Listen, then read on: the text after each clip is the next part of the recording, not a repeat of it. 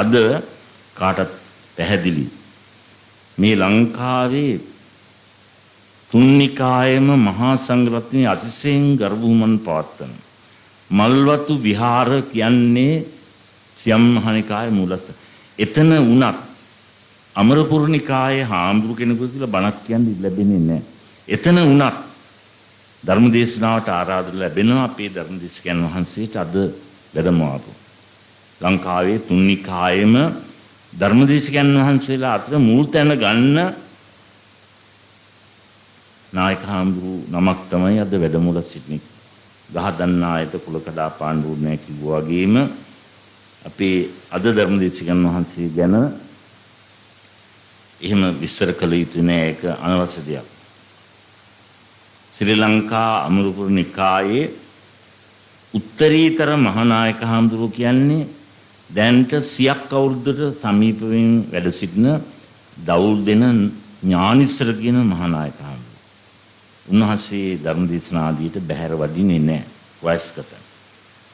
උන්වහන්සේ වෙනුණත් එක්ක ශ්‍රී ලංකා අමරපුර නිකායේ පාර්ශ්ව 21ක් තියෙනවා. මාත් එක පාර්ශ්වයක නායක හාමුදුරු කෙනෙක්. ඒ පාර්ශ්ව 21ේම අග්‍රගන්න මහානායක හාමුදුරුව තමයි මේ දැන් වෙట్లా ඉන්නේ කොටුගොඩ ධම්මාවාස නායක හාමුදුරුව. පාර්ශ්ව 21ක් සහිත අමරපුර නිකායේ සභාපති නායක හාමුදුරුව, ප්‍රධාන නායක හාමුදුරුව.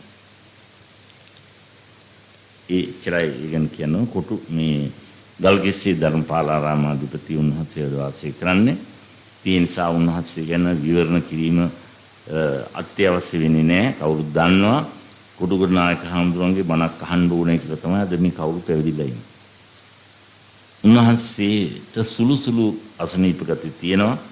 එහෙම වුණත් මගේ ආරාධනාව උන්වහන්සේ මම ගියෙත් නැහැ. උන්වහන්සේට ආරාධනා කරන්න ගියෙත් අපේ පෙරණ මහත්මයා. ඊ ආරාධනාව බාරගත්තා. ඊයේ මගේ කටින් ඊයේ අපිට තිබුණා සංඝ සභාවක් උන්වහන්සේ වැඩ ඉන්න ඒ ධර්මපාලාරාමේ. එතෙන්දී මම මතක් කළා අපේ බණ හෙට නායක හාමුදුරුවෝ 6ට වඩින. හරියට 6ටම මිනිත්තුවක් වෙනසක් නැහැ.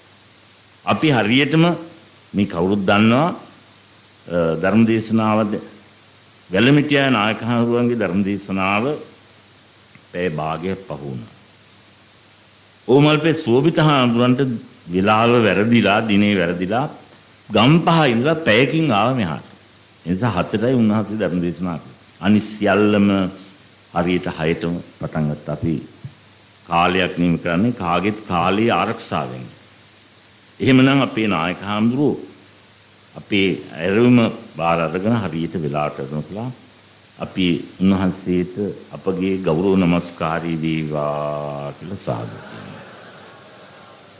පින්කමේ ආරමුණ මේ පන්සල ආරම්භ කළා අවුරුදු 100ක් වෙනවා මේ අවුරුද්දට. 1910 මගේ ගුරු දේව ගොඩ කුමරේ සුමනතිස්ස මහානායක හාමුදුරන්ගේ අනුශාසනා යත්තේ මේ පන්සල පටන් ගත්තේ. බටකොළ හේවිල්ලපු පුංචි පැල්පතක පළවෙනි මේ වස් විසීම කළා. මම අවුරුදු 50ක් මේ ස්ථානයේ මූලිකයා වෙලා ඉන්නවා. මගේ ගුරු දේවයන් වහන්සේ අවුරුදු 50ක් මෙහි විහාරස්ථානයේ අධිපති. මම මේ ගමට ඇවිදලා අවුරුදු 71ක් වෙනවා. මහාන වෙලා අවුරුදු 70ක් වෙනවා. ඒ විදිහේ මටත් වැදගත් වෙන ඉතිහාසයක් මේ පන්සලේ තියෙනවා. ඒ නිසා ඒ සියලු කාරණා මුල් කරගෙන අපි කල්පනා කළා ශාසනය පවත්වන්න බුදුරජාණන් වහන්සේ බොහෝ දෙනාගේ හිත පිණිස ගමින් ගමට ගිහිල්ලා ධර්මචාරිකාව දෙන්න කියලා තමයි සංග්‍රහයෙන්. ඒක තමයි අපි මේ ක්‍රියාත්මක කරන්නේ. අද ක්‍රමයෙන් ධර්ම ශ්‍රවණය අඩු වෙලා තිනවා, ධර්ම අවබෝධය අඩු වෙලා තිනවා. ඒ නිසා බෞද්ධ චරිත පිරිහීමටපත් වෙලා තියෙනවා. මේ අවුරුදු 100ක් වෙන මේ පන්සල පරිසරයේ ආශ්‍රය කරන අයට වැඩිපුර ධර්මාභෝධය දීලා හොඳ බෞද්ධ චරිත ඇති කරන්න, හොඳ බෞද්ධයන් ඇති කරන්න. ඒකට අවශ්‍ය ධර්මාභෝධයක් තමයි ලබා දෙන වෙන කිසිම ලාභ අපේක්ෂාවක් සම්මාදම මුකුත් නැහැ. නමුත් මේ ධර්මදේශකයන් වහන්සේලා වැඩමීමේ දායකත්වයේ එක්කෙනා බාර ගන්නවා. අද සමාධි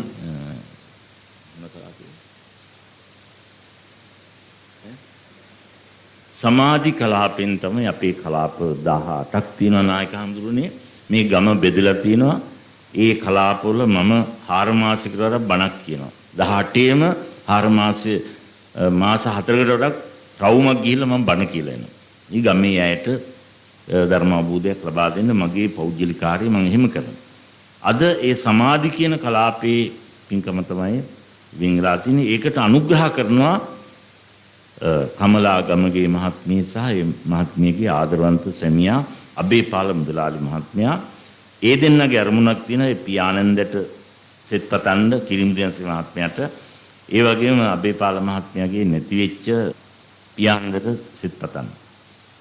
ඒ වගේම කමලා මහත්මියගේ මෑණියන්ද භාවයටපත් වෙලා තිනවා. අද මේ අනුග්‍රහ දක්වීමෙන් ඒ පිරිස එසේ බලාපොරොත්තු වෙන අතර සමාධි කලාපේ සියලු දෙනාගේම නියෝජනයෙන් ඊයත්න්ගේ පින්කම. ඒකට අනුග්‍රහ කරන්නේ අර කමලාගමේ මහත්මයා බේපාල මුදලාලි මහත්මයාට මේ පිරිස. ඒ නිසා ඒ කලාපේම පිරිසක් නිසා. ඒ නිසා සංවිධානය කළේ කලාපේ පිරිස. ඒ නිසා මේ අවස්ථාවේදී මම කාලී තරමක් ගත වෙලා තිනවා.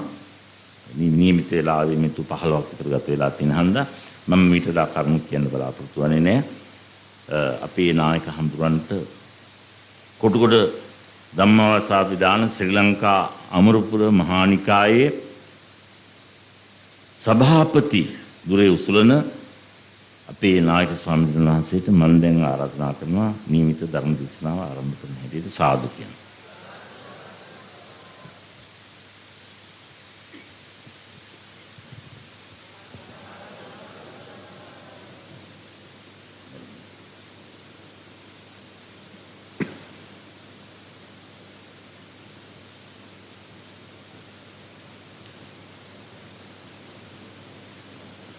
දැන් සියලු දෙනාම සාදුකාරයක් පවත්වලා නමස්කාරය කියනවා.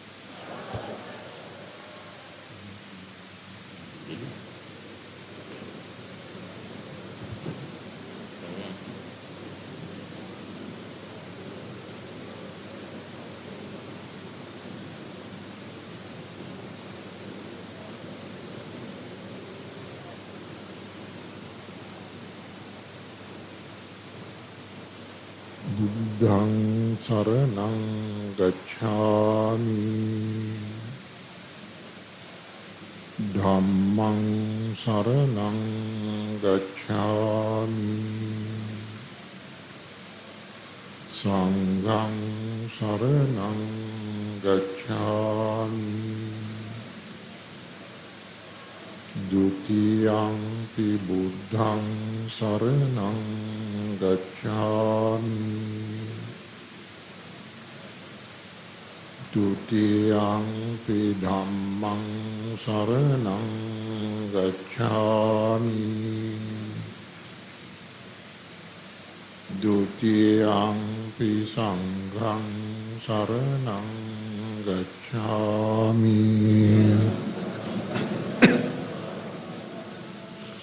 තතියංපි බුද්ධං සරණං ගච්ඡාමි තතියංපි ධම්මං සරණං ගච්ඡාමි තතියංපි සංඝං සරණං ගච්ඡාමි පානාති පාතා වීරමණී සික්ඛාපදං සමාදියාමි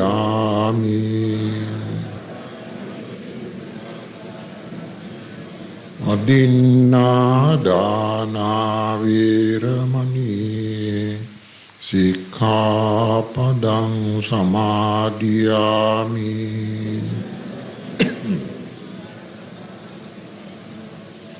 කාමේසු මිච්ඡාචාරා වීරමණී සික්ඛාපදං සමාදියාමි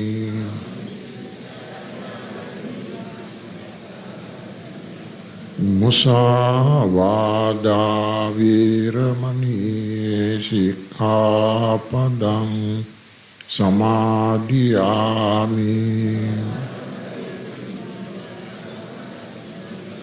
සුරාමේරය මජ්ජපමා දට්ඨානා වේරමණී සික්ඛාපදං සමාදියාමි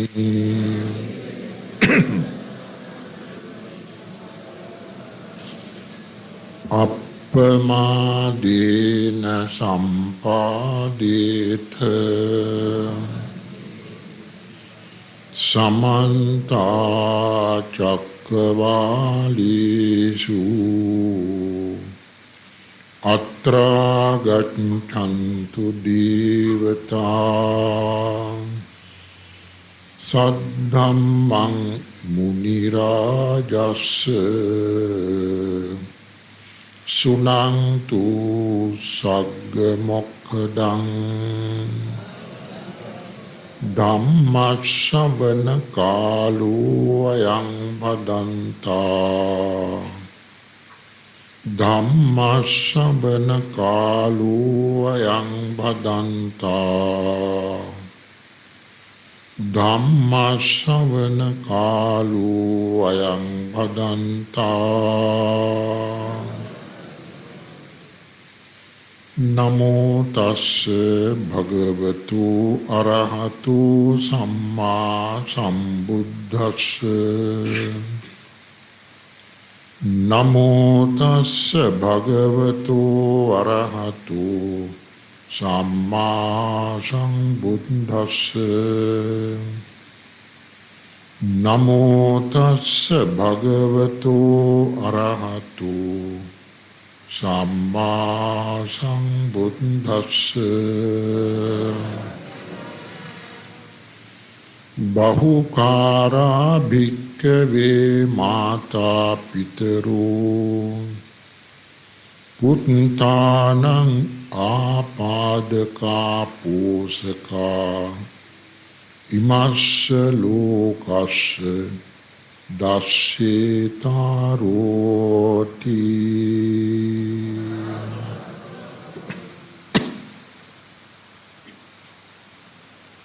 ගරු කටයුතු අපේ නායක මාහිමියන් වහන්සේ ප්‍රමුඛ මහා සංඝයා වහන්සේ ශ්‍රද්ධාවන්ත පින්වත්නි පින්වතියනි අපේ කුඩා දරුවෙනි අද මේ කුරුවිට මිල්ල විටිය විද්‍යා වර්ධන පිරිවෙන් විහාරස්ථානයේහි මෙවන් පින්කමක් කරන්නේ කවර අරමුණක් ඇතිවදයි යන්න අති ගෞරවාස්පද අපේ වජිර බුද්ධි මහා නායක මාහිමියන් වහන්සේ පැහැදිලි කළා. මේ විහාරස්ථානයේ ආරම්භ කොට අවුරුදු 100ක් එය නම නියම කරගෙනයි ධර්ම දේශනා 100ක් පැවැත්වීමට කටයුතු යොදලා තියෙනවා. එයින් පේනවා බොහෝම වැදගත් අරමුණක්. පිට බණ 100ක් දේශනා කරන විහාරස්ථානත් බොහොම අඩුයි මොකද අමාරුයි කරගන්න බෑ. ඒ වගේම අවුරුදු 100ක් ගත වුණයි කියන එක යම්කිසි විහාරස්ථානයකට අද්විතීය කරුණක් හැටියටයි සැලකන්නේ. ඒ අංශ දෙකම බොහොම වටිනවා.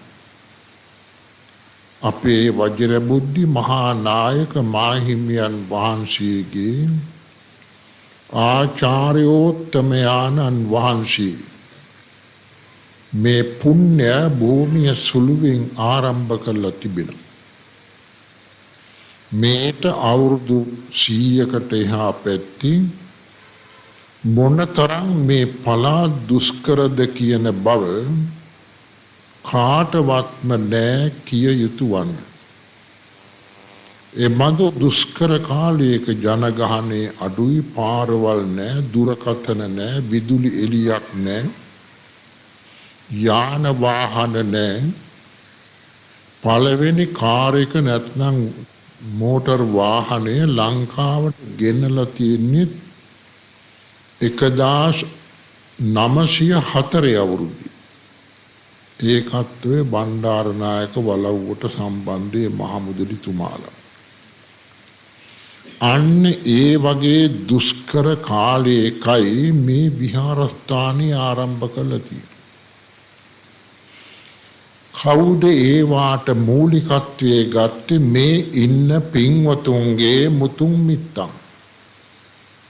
අපේ අනාගත පරම්පරාවන්ට අයිති දරුවන්ට පිනක් දහමක් කරගන්න පුණ්‍ය භූමියක් ඇති කර ගත යුතුයි කියලා ඒ පින්වතුන් මේ ස්ථානයේ ආරම්භ කළා. අනුශාසනා කළා, මූලිකත්වයේ ගත්තා අපේ මහා නායක හාමුදුරුවන්ගේ ගුරු හාමුදුරුවන් වහන්සේ.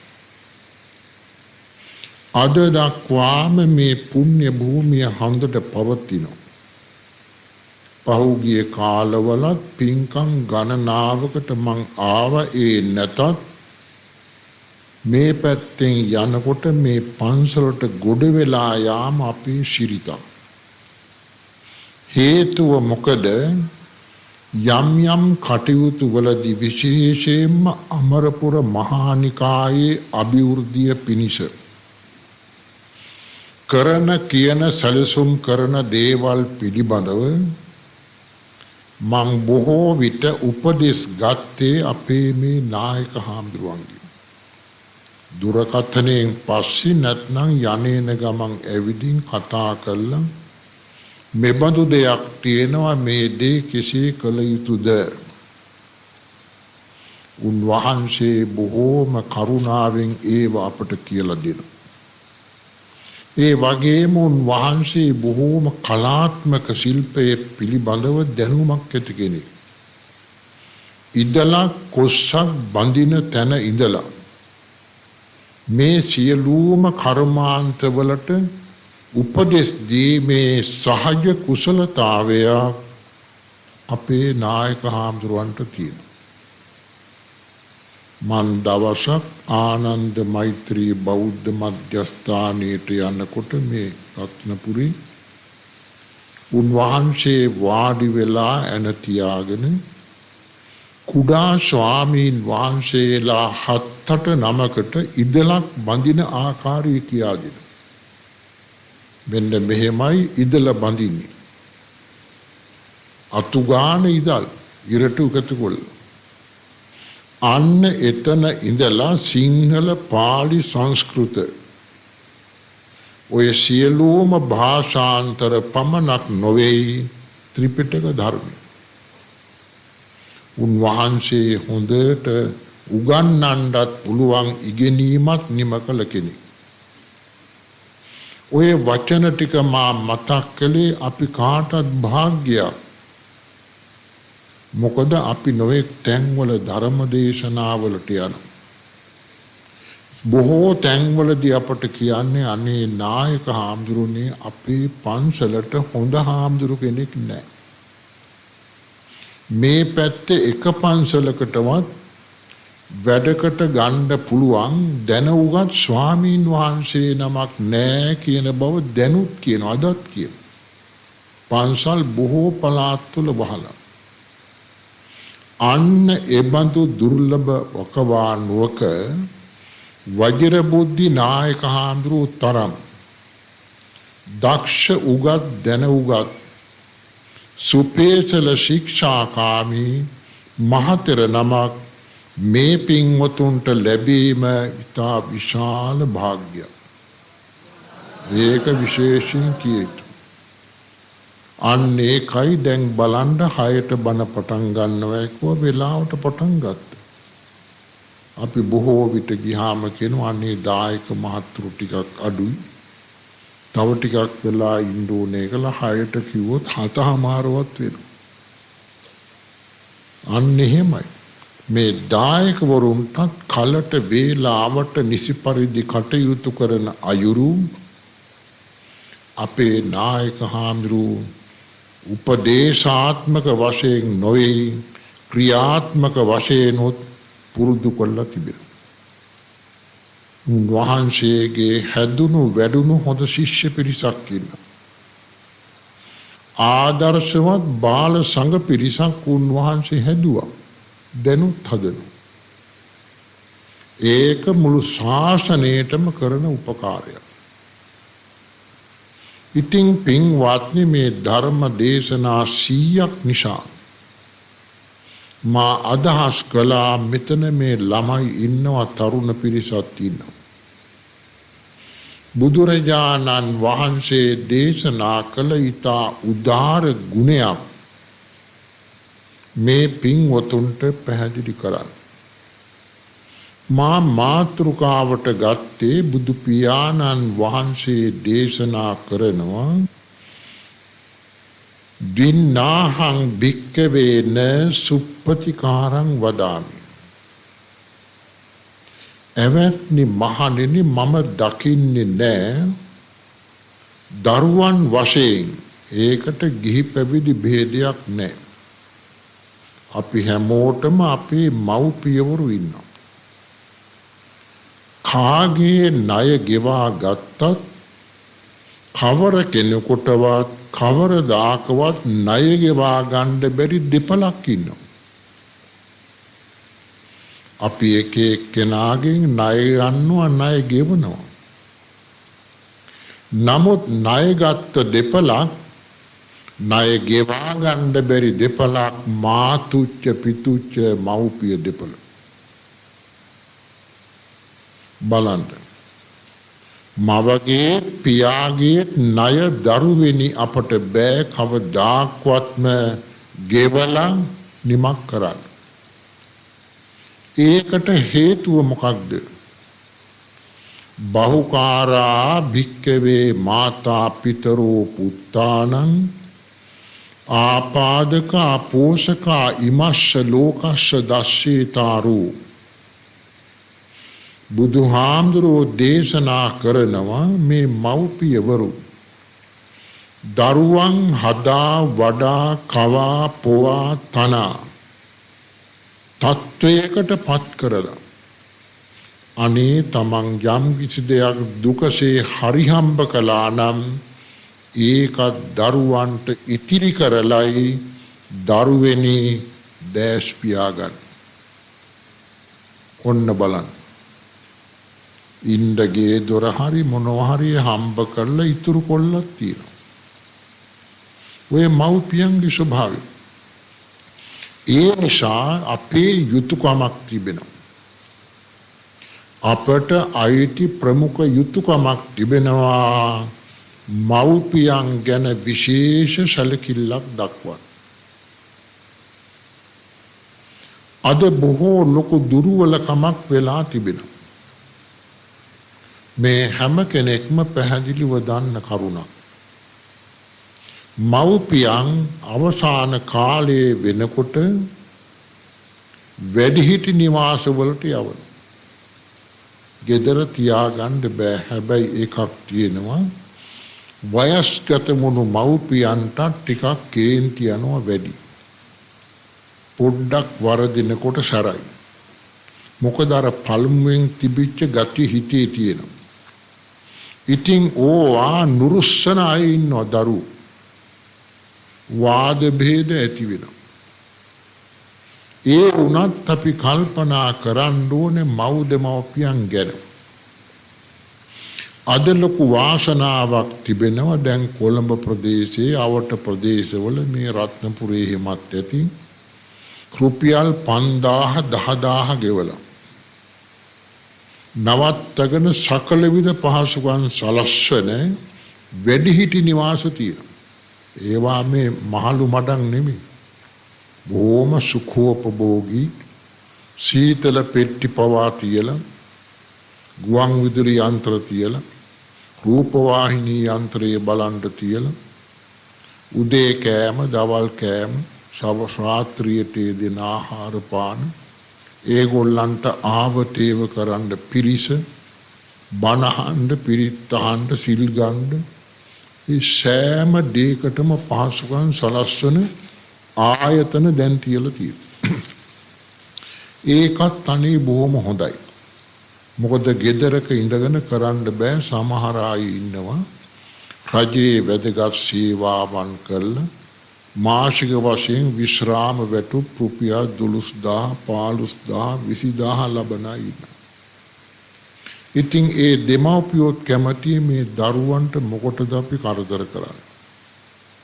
ඒ නිසා අපට ලැබෙන මේ විශ්‍රාම වැටුපින් රුපියල් 10-12000ක් වියදම් කරලා අපි මෙහෙම පහසුවෙන් ඉන්නවා පිනක් දහමකුත් කරගන්න.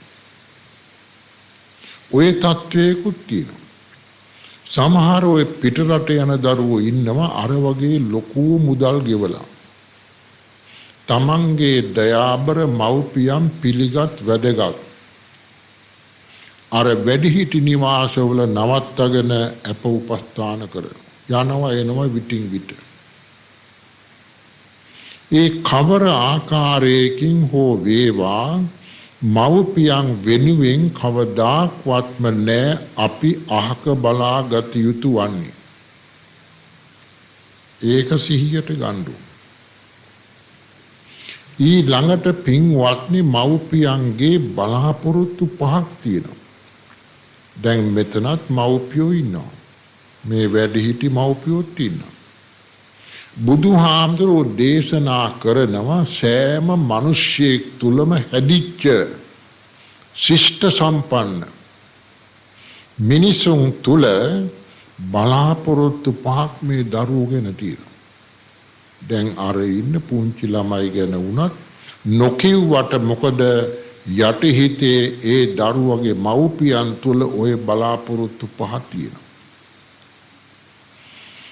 අපි හිතමු මුස්ලිම් මහත්තයෙක් නැත්නම් ද්‍රවිඩ කෙනෙක් නැත්නම් වෙනත් ජාතියකට අයිති මව්පිය දෙපළක් බැලුවත් අනේ ඒ අය තුල පවතින්නේ මේ බුදුහාමුදුරුවෝ වදාළ කාරණා පහමයි. ඒකයි බුදුහාමුදුරුවෝ දේශනා කළේ එවැනි මහණෙනි ලෝකයේ ශිෂ්ට සම්පන්න හැදිච්ච වැඩගත් සෑම මිනිසෙක් තුලම තම දරුවන් කෙරෙහි බලාපොරොත්තු පහක් තියෙනවා. හැබැයි කියන්නේ නැහැ. ළමයින්ට ඒ වංගවන්නේ තමන්ගේ හිතේ තියෙනවා. හැබැයි දරුවන්ගේ වයස අවුරුදු 20 25 30 වෙනකොට දරුවන්ට හොඳට තේරෙනවා. මේකයි අදහස කියලා. මොකක්ද පළවෙනි බලාපොරොත්තුව දරුවෙනි? අපේ දරුවන් අපට වඩා ඉහළ තත්වයකට පත් කරගත යුතුයි කියන පරම පවිත්‍ර අභිලාෂය බලාපොරොත්තුවක් සෑම මව්පිය කෙනෙක් තුලම තමන්ගේ දරුවන් කෙරෙහි තියෙනවා.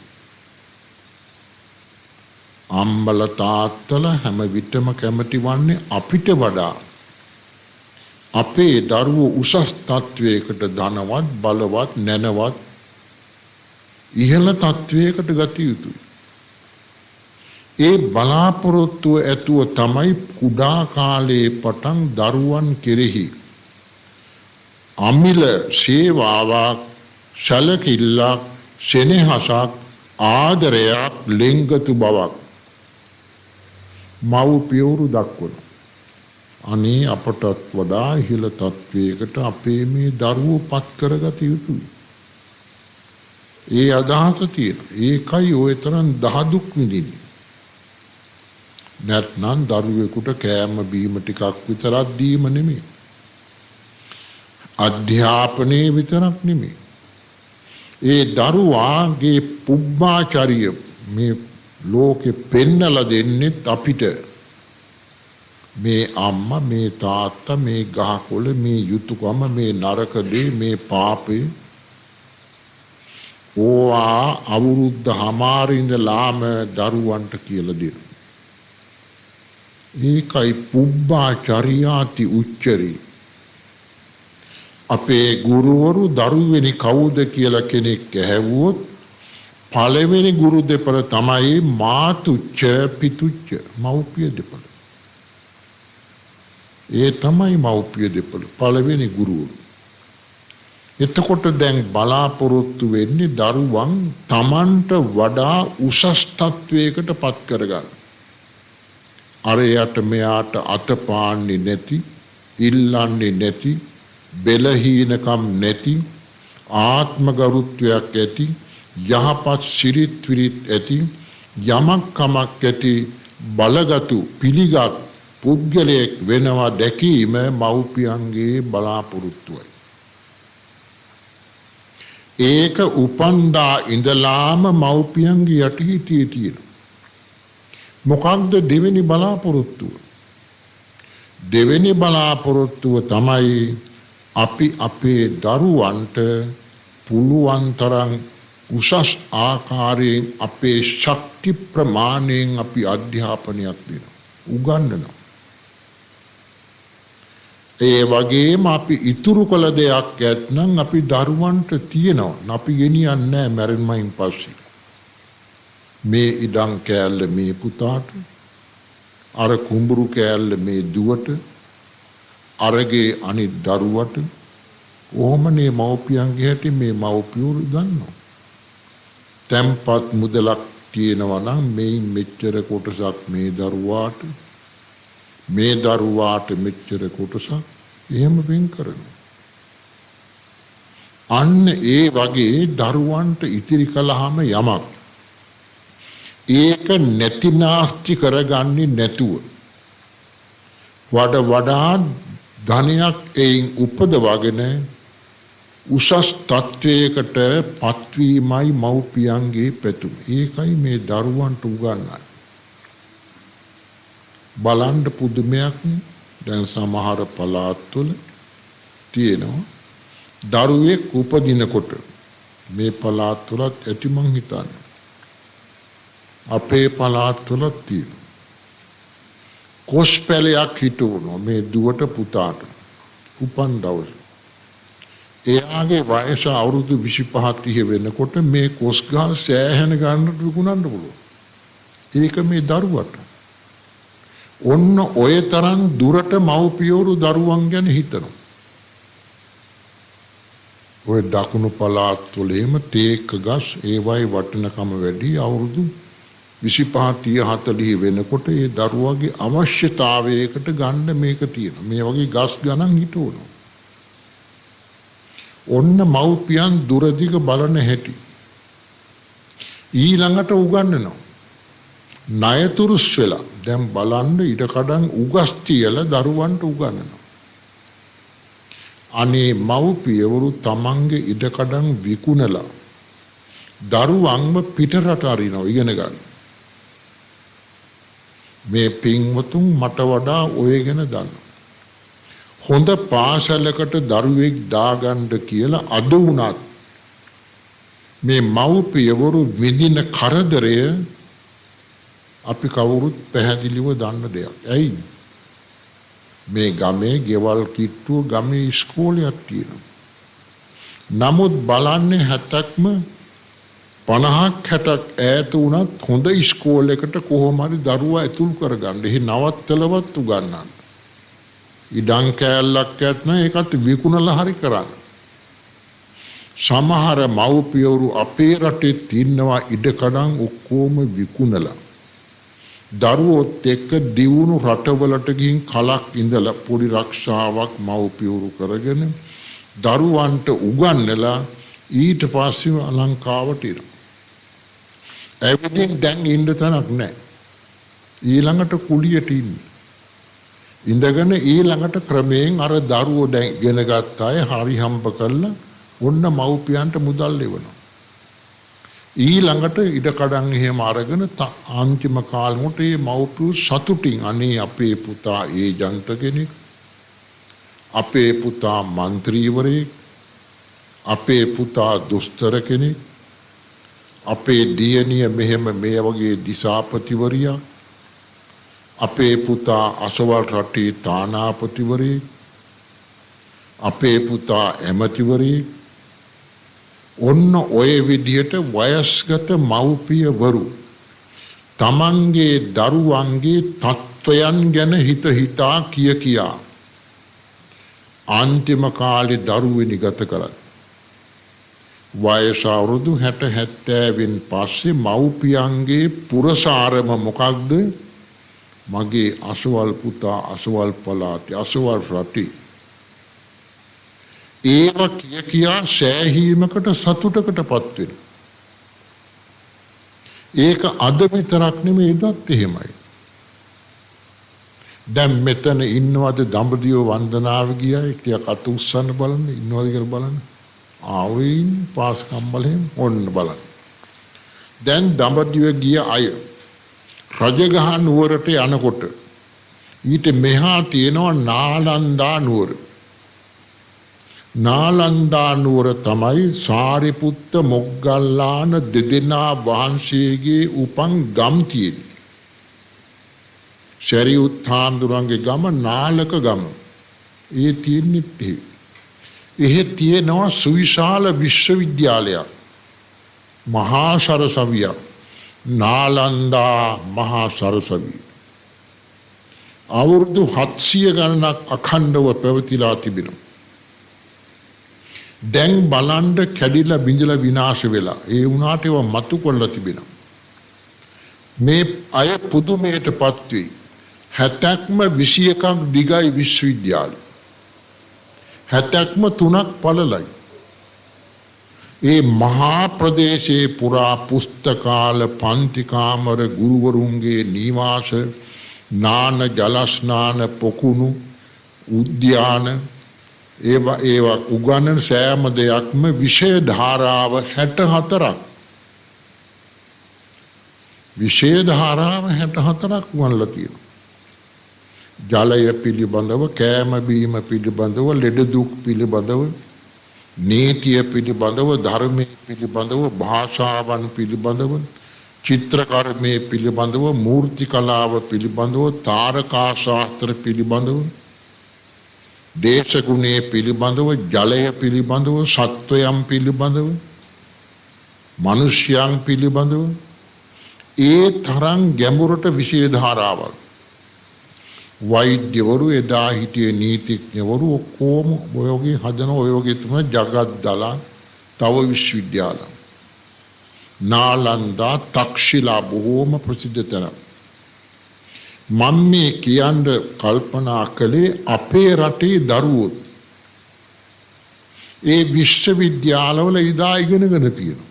අද විතරක් නෙමෙයි. අතන ශිලාලේඛනයක් තියෙනවා. නාලන්දා මහා විශ්වවිද්‍යාලයේ පරණ රජවරු පිහිටුවපු ශිලාලේඛන. එක ශිලාලේඛනයක තියෙනවා ලංකාවේ අනුරාධපුරේ රජකම් කළ කීර්ති ශ්‍රී මේඝවර්ණ මහරජුරු කිච්චිරිමවන් රජුරු. බලන්න ඔය ජේතවනාරාමයේ හදපු මහසිංහ රජුරුවන්ගේ පුතා එතුමා රජකම් කරන කාලේ තවත් රජවරුන්ගේ තියෙනවා. නාලන්දා විශ්වවිද්‍යාලයට දඹදිව ඒ ප්‍රදේශයෙන් ඉඩකඩම් කුඹුරු මිලදී අරගෙන නාලන්දා මහා සරසවියේ නඩත්තුව පිනිස පූජා කළා තියෙනවා. පරිත්‍යාග කළයි කියලා ශිලාලේඛන බලන්න.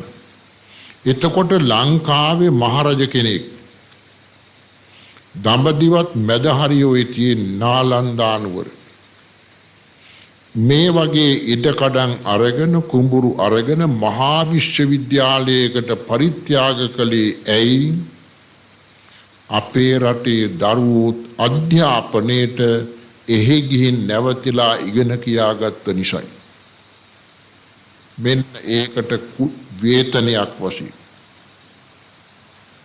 බලන්න අද වගේම මව්පියවරු දරුවන්ට උගන්වන්නට දක්වපු ආකල්පය ඔයින් පැහැදිලිව පේනවා. ළමයින්ට තේරුනේ නැතුවට හැබැයි තේරෙනවා 25 වෙනකොට ඔන්න ඔහොමයි මව්පියවරු කටයුතු කරන්නේ. රටේ රජවරු පවා ඔය කීර්ති ශ්‍රී මේඝවර්ණ රජුරුවන්ගේ කාලේ තමයි පින්වතුනි ලංකාවට දළදා වහන්සේ වැඩමවාගෙන ආවා. හේමමාලා කුමරිය, දන්ත කුමරුවන් දෙපළ, තාත්තා ගුහසීව රජතුමා යුද්ධයක් ඇති වුණා දළදාව බෙදා ගන්න. ගුහසීව මහරජතුමා කිව්වා දරුවා දියණියට හේමමාලාවට කතා කරලා දුව මේ යුද්ධයෙන් මම දිනන්නත් පුළුවන් පරදින්නත් පුළුවන්. මේ යුද්ධයේ දළදා වහන්සේ ගන්න. මා කෙරේ පෞද්ගලික තරහකට නෙමෙයි මගෙන් ඉල්ලනවා දෙන්න බෑ මේක අපේ ජීවිතය වගේ. බැරි වෙලාවත් මම යුද්ධයෙන් පෙරදුනොත් වහාම මම පණිවිඩයක් එවන්නම්. අද වගේ ටෙලිෆෝන් දුරකථන මුකුත් නැහැනේ.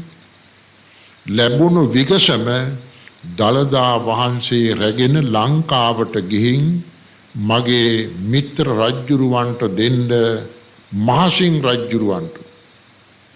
මහසිං රජුරු කිව්වේ ඔය කීර්ති ශ්‍රී මේඝවර්ණ රජුරුවන්ගේ තාත්තා. අද වගේ මේ ආශ්‍යාතරා දරුවෙනි එදා මුකුත් නැහැ. බොහෝම දුකසේ අවුරුදු ගණනාවක් ගත වුණා දුකසේ ඉන්න. මේ හේමමාලා කුමරිය මොනතරම් ආරක්ෂා සහිතවද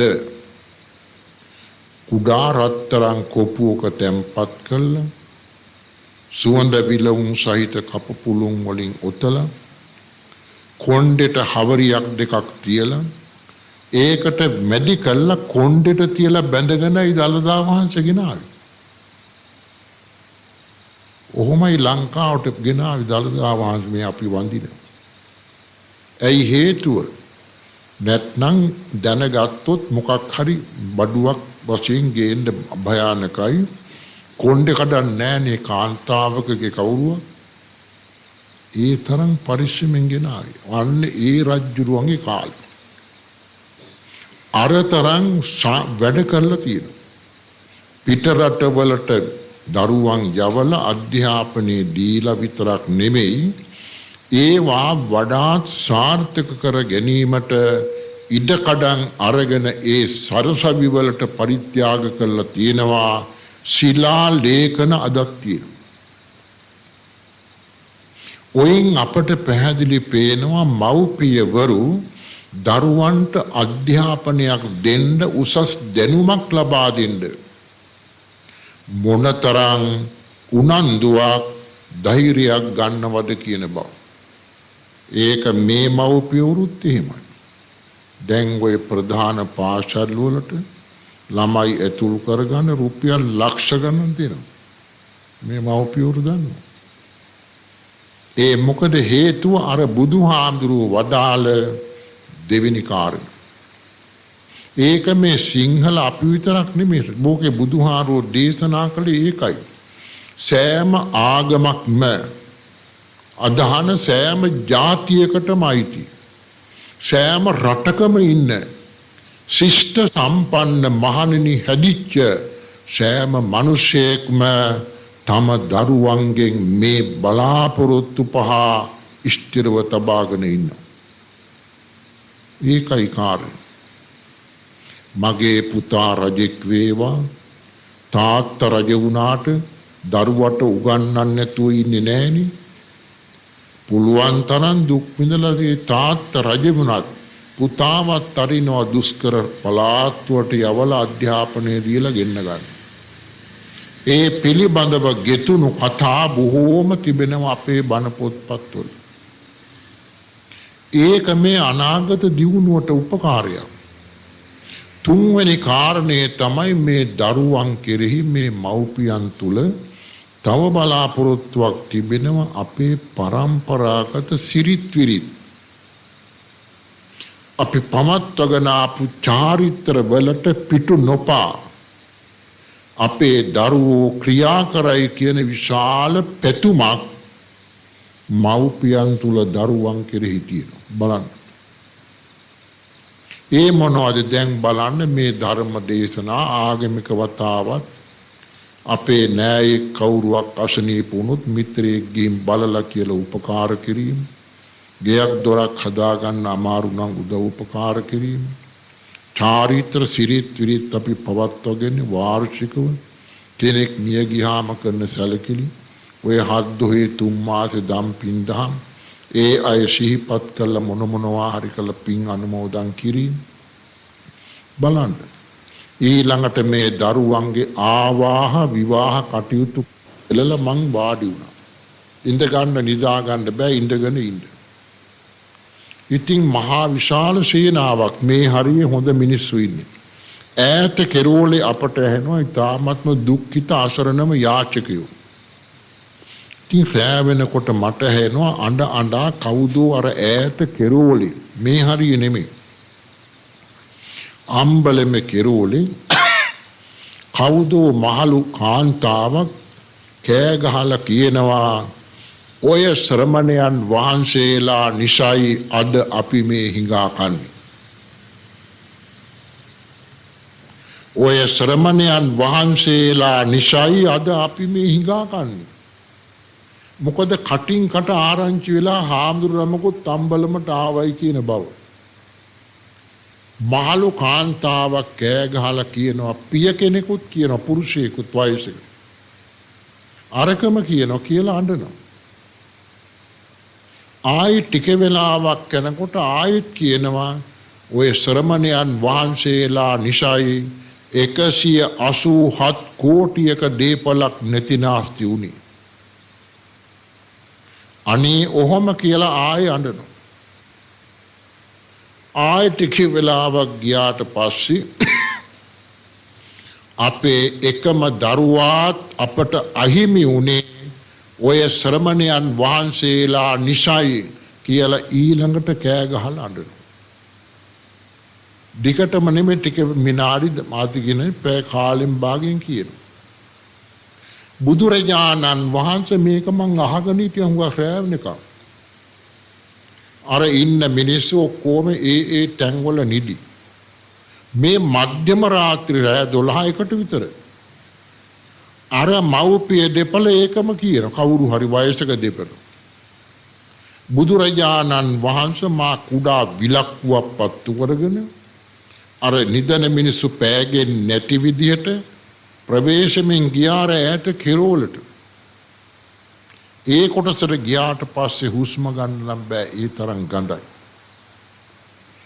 ඒ තරම් දුර්ගන්ධයි ඔක්කොම අන්ධ හිඟන තුවාලකාරයෝ ලෙඩකාරයෝ වයස්ගත ඔක්කොම යාචකයෝ. අර ඒ අතර දෙන්නෙක් තමයි මේ කියන්නේ. නහය වහගෙන වගේ මං අමාරුවෙන් එතෙන්ට ගියා. මේ විලක්කුව පත්තු කරගෙන. ගිහින් මොකද කළේ? මං ඇහැව්වා තියෙන පව් ගෙවා ගන්න බැරුව තවත් පව් පුරව ගන්න යයි. ශ්‍රමණයන් වහන්සේලාට කියා දොස් කියනවා මොකද හේතුව? අනේ බුදු පියාණන් වහන්සේ මට උත්තරයක් ලැබුණා. එතකොටයි මන් දැනගත්තේ මේ මගේ අම්මයි තාත්තයි. මේ මගේ අම්මයි තාත්තයි දෙන්න. මගේ තාත්තා කියන්න පටන් ගත්තා පුතේ දැන් අපේ එකම දරුවා මෙන්න මේ දිග කෝටුව. මේ කෝටුව තමයි දැන් අපේ දරුවා. මේකෙන් තමයි අපි පාර හොයාගෙන හිඟා කන්නේ. මගේ මව ඇස් දෙකම අන්ධයි දෙන්නම වයසට ගිහින්. දුර්ගන්ධයි රෝගී බවකුත් තිබුණා. වැරහැලි ඇඳගෙන ගොමස්කඩ රෙදි කෑලි. මගේ ඇඟ අතගගා මගේ මව කෑ ගහලා අඬන්න පටන් ගත්තා මේ අපේ පුතාද කියලා. තාත්තත් කෑ ගහලා අඬනවා අම්මත්. මම කෙලෙස් නැසූ කෙනෙක් නෙවෙයි. මගේ අදහස් ඔක්කොම ව්‍යර්ථ වුණා හරි ගියේ නෑ. මටත් ශෝකේ කනගාටුව තියෙනවා. මමත් ඒ වගේම කෑ ගැහිලා මටත් ඇඬුණා. අර සිය ගණනාවක් මිනිස්සු කලබල වෙලා නැකිට මේ මධ්‍යම රාත්‍රී. නැකිටලා මේ කහලා අර මිනිස්සු ඔක්කොම මටම බනින්න පටන් ගත්තා. ස්වාමීනි තාත්තයි අම්මයි දෙන්න ඉන්න තැනක් නැතුව අන්ධ වෙලා මහපාරේ හිඟා කද්දී පුතාට විතරක් නිවන් දකින්නේ කියලා බුදුහාමුදුරුවෝ කොහෙද දේශනා කළා තියෙන්නේ? බුදුහාමුදුරුවෝ කොහෙද දේශනා කළා තියෙන්නේ?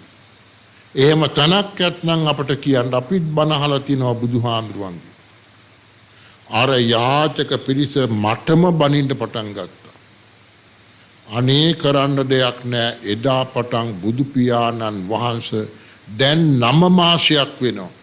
මේ අම්බලමෙන් අම්මයි තාත්තයි දෙන්නව තියාගෙන මම පින්ඩ පාතේ කරගෙන කණ්ඩ බොණ්ඩ දෙනවා.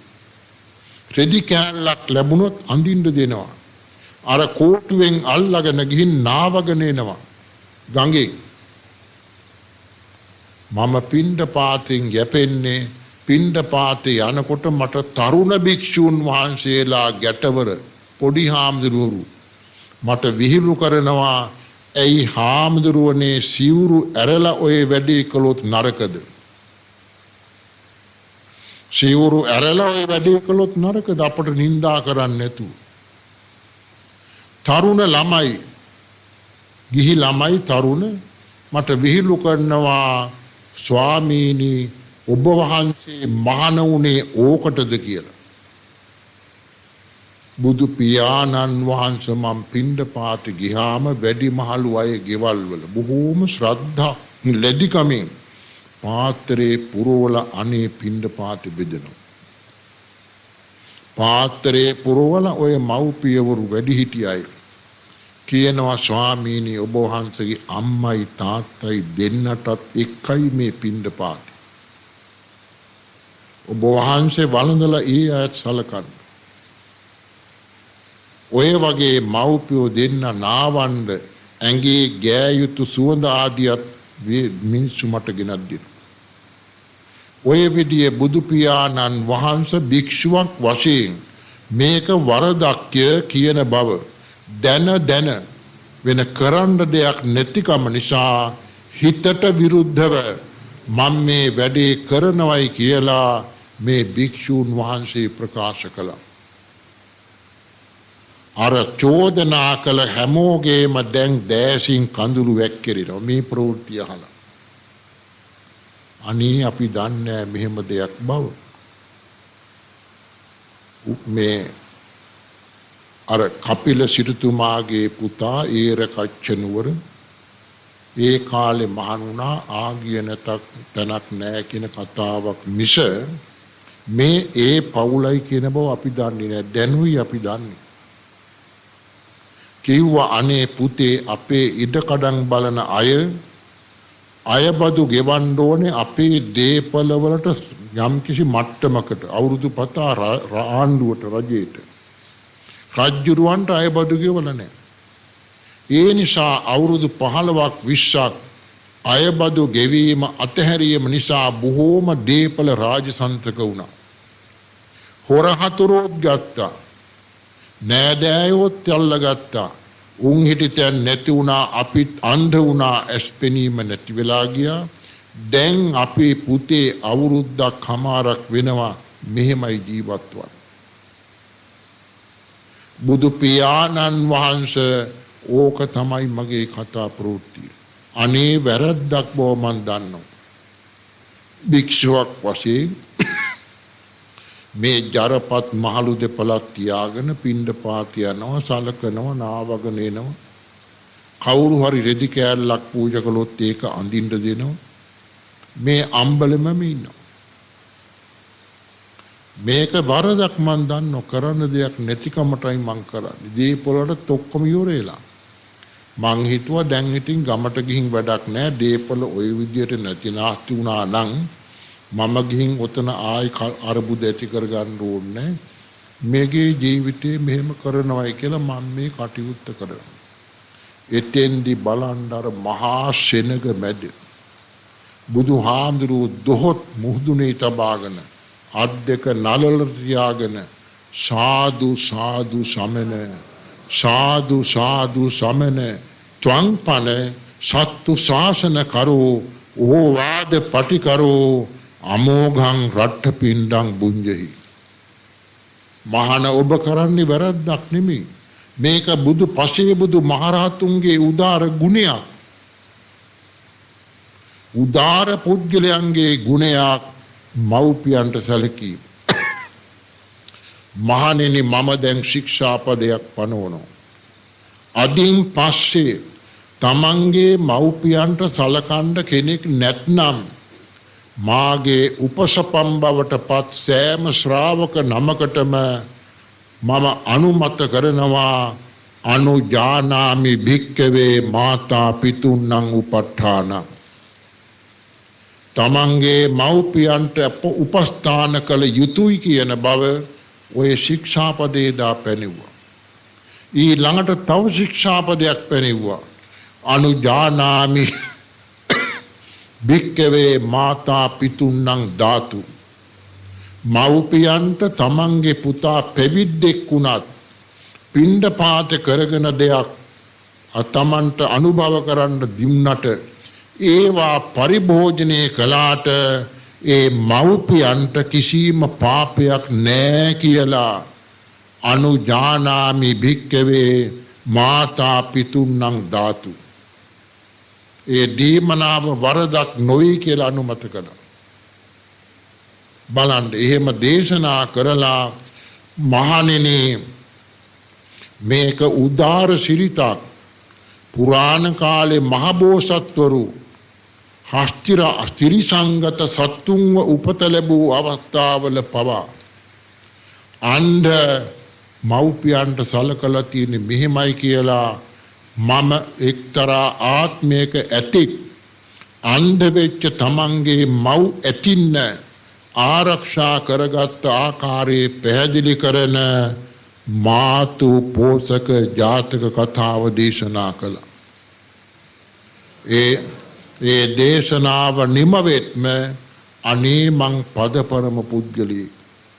මට නම් මේ ආත්මේ මාර්ගයක් ඵලයක් ලැබෙන්නේ නැහැ කියලා අදහස් සුන් කරගෙන හිටිය මේ හාමුදුරුවෝ බුදු හාමුදුරුවෝ අර ලක්ෂ ගණනක් මහසෙනග මැද ප්‍රශංසාත්මකව කළ ඒ දේශනාවහල ඇතිවෙච්ච සතුට පාදක කරගෙන ධ්‍යාන සමාපatti සහිතව සකල ක්ලේශයන් ප්‍රහීන කරලා උතුම් වූ රහත් ඵලයට පත් වුණා.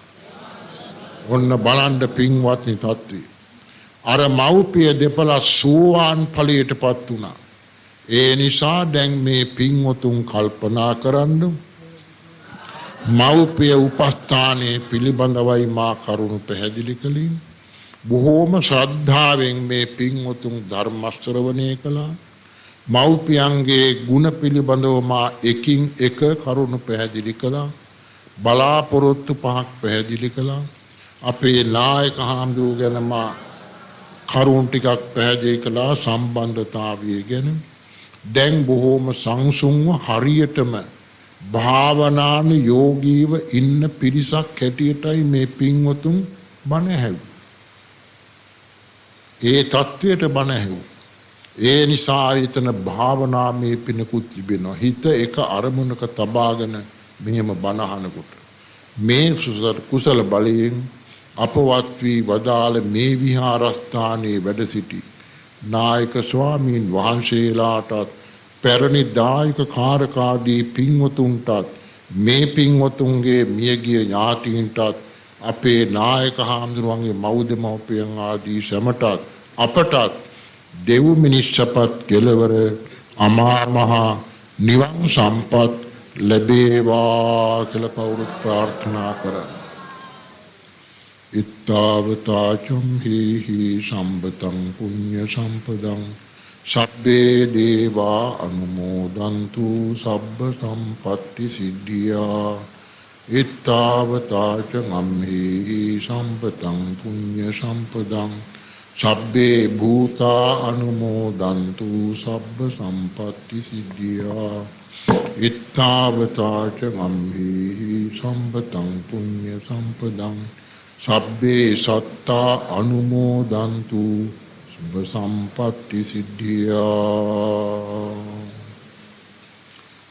දැනට 80 වෙනි අවුරුද්දට ආසන්න වැඩ සිටින ශ්‍රී ලංකා අමරපුර මහානිකායේ සභාපති අතිගරු කොටුගොඩ ධම්මාවාස නායක ස්වාමීන් වහන්සේට සතවර්ෂාධික කාලයක් මේ රටේ මේ විදිහේ ධර්ම දේශනාවකින් ශාසන ප්‍රබෝධයට කටයුතු කිරීමට අප මෙතෙක් 41 වෙනි ධර්ම දේශනාව දක්වා ධර්ම දේශනාව පෙන් ලබා කුසල ශක්තියේ බලයෙන් ධර්ම ශක්තියේ බලයෙන් සත්‍යක්‍රියා බලයෙන් දීර්ඝායුෂ වේවා.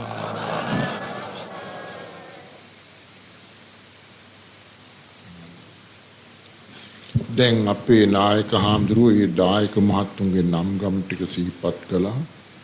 ඒ පින්වතුන් බලාපොරොත්තු වෙන පරිදි තමන්ගේ කුල පරම්පරාගත මව් දෙමව්පියන්ට පින් දෙන්නට ඉන්න අයට සිත් පැතීමටයි මේ පින්කම කරලා තියෙන අද දායකත්වයේ මේ සිදු කරගත්තා වූ සකල විද පුණ්‍ය බලයේ හේතු කොටගෙන ධර්ම පූජා පැවැත්වීමෙන් ධර්ම ශ්‍රවණය කිරීමෙන් ලද පුණ්‍ය බලයෙන් අප නමින් මිය පරලෝකයේ සියලුම දෙනාට පැරණි මහා ස්වාමීන්ද්‍රයන් වහන්සේලාට නායක හාමුදුරුවෝගේ බෞද්ධ දෙමව්පියන්ට මේ කුසල බලයෙන් සපතක්ම වේවා දිව්‍යමය සම්පත් ලැබේවා කියලා හිතාගෙන ඉදං මේ ඥාති නං හෝතු කියන ගාථාවෙන් පින් දෙන්න.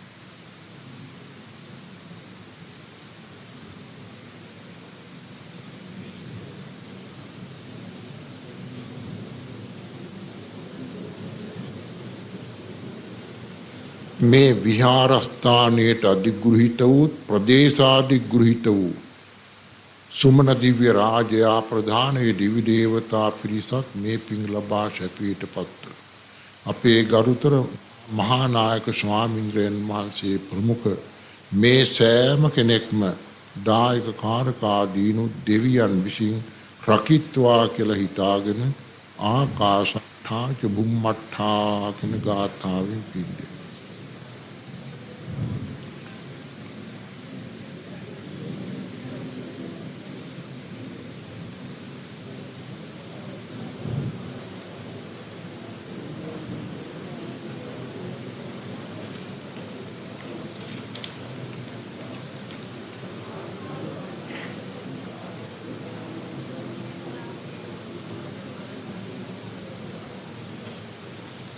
अभिवादन सीलिस नित्यं वद्धा पचायिनो चत्तारो धम्मा वर्धन्ति आयुवन्नो सुखं बलं आयुरारोग्य संपत्ति सग्ग संपत्ति मेवच अथो निब्बान संपत्ति इमिनाते समिज्जतु.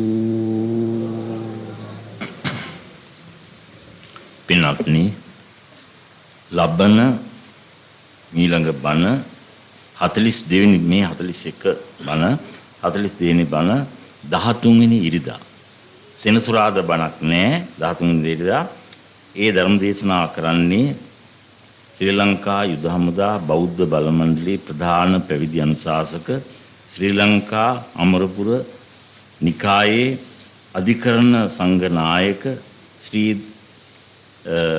සද්ධර්ම වාගීස්වර මොරටුව කවිදග භාවනා මධ්‍යස්ථානාධිපති විචිත්‍ර ධර්මදේශ දුනම්ගොඩ අස්සජී නායක ස්වාමීන් වහන්සේ එදාටත් ලබන 13 වෙනිදා ධර්ම ශ්‍රවණය පැමිණෙන්න. ඊළඟට අද දායකත්වය මම මුලින්ම මතක් කළා කමලා ගමගේ මහත්මිය සහ අබේපාල මහත්මයා කියන දෙපළ මේ පින්කමේ අනුග්‍රහකයෝ නමුත් පින්කම හිමිලා තියෙන සමාධි කලාපේ පින්නතුන්. ඒ සමාධි කලාපේ පින්නතුන්ට අර කියාපු දෙපළ අනුග්‍රහ කළා තිනවා. කමලාගමගේ මහත්මියගේ පියානන්ද කිනුදියන්සේ මහත්මයාට සෙත් පතනවා. අබේපාල මහත්මයාගේ මෑණියන්ට ඒ වගේම කලාපේ සියලු දෙනාටම සෙත් වේවා කියලා ප්‍රාර්ථනා කරනවා. දායකත්වයෙන් පිරිනමන පුංචි සංග්‍රහයේ බුද්ධ විදලා පිටේට